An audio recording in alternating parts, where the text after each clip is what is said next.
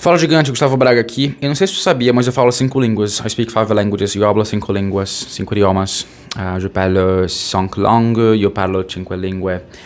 Mas eu tô no intermediário de italiano, tô aprendendo agora. Espanhol, às vezes eu me confundo com português, então é o que eu mais tenho que praticar. Acaba que o italiano ficou melhor que o espanhol depois de um tempo. Eu não entendo muito músicas em inglês, muitas vezes não entendo o que estão falando, tenho que pesquisar a letra. Olha, o que eu acabei de fazer. O que eu acabei de fazer é a fórmula de mostrar autoridade sem intimidar. É tu dar 2 passos pra frente e 1 pra trás. É tu te elogiar ou ser elogiado por alguma coisa, mas tu te criticar logo em seguida. Isso faz com que a pessoa não se sinta tão distante de ti e tão inferior. Então, ao princípio, ela pode se sentir ameaçada por aquela superioridade, mas aquele passo pra trás que tu dá faz ela se sentir um pouco mais parecida contigo e não tão ameaçada e começa a reconhecer melhor a tua autoridade naquele assunto. E outra coisa acontece também. Quando tu passa de um certo limiar, a pessoa para de tentar te puxar pra baixo ou de se sentir inferior a ti em certo aspecto. Tu já deve ter passado por isso, né? Por exemplo, quando eu comecei a aprender inglês lá em 2016, em 2010, em 2013 eu comecei a dar aula de inglês. E daí, por volta dessa época, eu comecei a usar o sotaque britânico. E daí muita gente me criticou: Gustavo, para com isso, ninguém fala inglês britânico, tu é brasileiro, tu é maranhense, fala inglês americano mesmo, inglês brasileiro, todo mundo aqui tá se entendendo, tudo bem, de boas. Mas não, eu gostava muito do inglês britânico e era ruim no começo, assim, mas eu fazia, mas eu falava, até que comecei a ser reconhecido na escola de inglês como uma pessoa que usava inglês britânico. Os alunos às vezes não gostavam de mim ou gostavam de mim por causa disso, e eu comecei a refinar cada vez mais o meu sotaque britânico, até que ano passado, por exemplo, quando estava em Salvador, eu recebi 2 inglesas lá e elas me estranharam. Como assim? Tu fala inglês como a gente fala, entendeu? Então, ela de fato, a Georgia, minha amiga, literalmente falou isso: tu fala inglês como a gente, ninguém fala inglês como a gente. Isso é estranho. Então, refinei a esse ponto, até um ponto em que as pessoas pararam de tentar me desencorajar a falar como eu queria falar e começaram a encorajar, a me reconhecer por aquilo. E eu tenho uma alegoria para isso que eu postei no meu Instagram, que é o do balão, né? Enquanto as pessoas conseguem te alcançar, elas vão tentar te puxar para baixo. Mas quando tu estiver lá em cima, elas vão dizer que ajudaram a encher o balão. Então usei uma alegoria de um balão de ar quente, né? Enquanto tá aqui embaixo, a pessoa consegue te puxar para baixo. Às vezes a pessoa não quer te atrapalhar, às vezes ela quer te salvar do ridículo, por exemplo. Pode ser alguém que te ama, que Gustavo, não faz isso, não é tão legal, não recomendo que não faça isso. Ou pode ser que a pessoa se sinta inveja, ou se sinta ameaçada pela tua vontade de subir. Mas tem um momento em que a pessoa para de tentar te puxar para baixo, porque ela percebe que ela não consegue mais te alcançar. E porque as pessoas que te amam não mais precisam tentar te salvar, porque tu já passou do nível que precisava de salvação. Daí eu percebi que pode existir um gráfico da inveja. Imagina 3 gráficos aqui, tá? 3 situações diferentes. Em um eixo, tem o eixo Y. O eixo Y, ele é do nível de agradabilidade, tanto tu gosta daquela pessoa. E o eixo X é o nível de habilidade que a pessoa tem em certa atividade.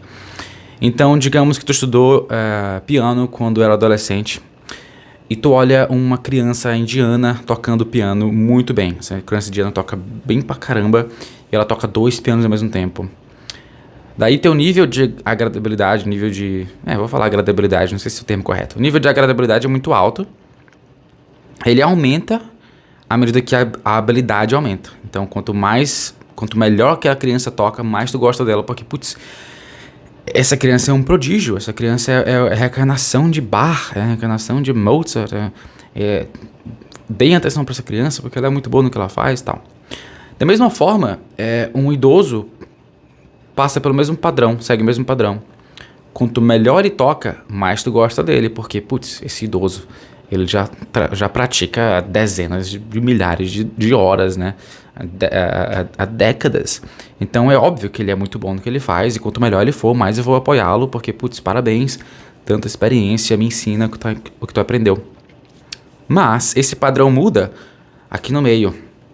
Ele muda quando é alguém que estudou contigo na mesma escola de música. Quanto mais essa pessoa se destaca naquela área, tu gostava dela a princípio quando ela era do mesmo nível, menos tu gosta dela. Até que ela chega na mesma habilidade que tu. E aqui, geralmente, a tendência é a gente não gostar tanto. Porque, putz, poderia ter sido eu. Ele nasceu no mesmo bairro que eu.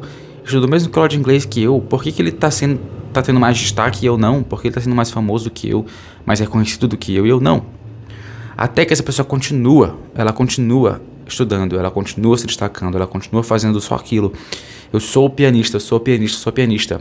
E tu percebe que, putz, eu toco piano, mas não sou pianista. Eu faço outras coisas, eu tenho outras habilidades, eu não quero ser pianista. E à medida que aquela pessoa insiste naquela habilidade, tu volta a gostar dela e a se sentir menos ameaçada, porque agora ela é inalcançável. Então, essa mesma alegoria que acontece aqui é a alegoria do balão. Enquanto tá aqui embaixo, tu quer puxar pra baixo. Ei, pô, besteira, não toca assim tão bem não. Toca igual eu, a gente tá igual, a gente tá na mesma escola. Parou com isso. Mas aí, aquela pessoa insiste, até que, putz, eu tava lá. Eu estudei com ele. O que eu falei sobre eu dizer que ajudou a encher o balão. Putz, eu incentivei quando ele tava com medo. Então, a gente tende a gostar de fazer parte da história daquela pessoa quando ela já tá num nível inalcançável. Então, essa é uma lição, tanto para tu perceber esse padrão de inveja em ti, assim como, e certamente acontece comigo também, é uma coisa natural. Assim como, se tu é essa pessoa que tá insistindo em alguma coisa que as pessoas podem, às vezes, se sentir ameaçadas, continua.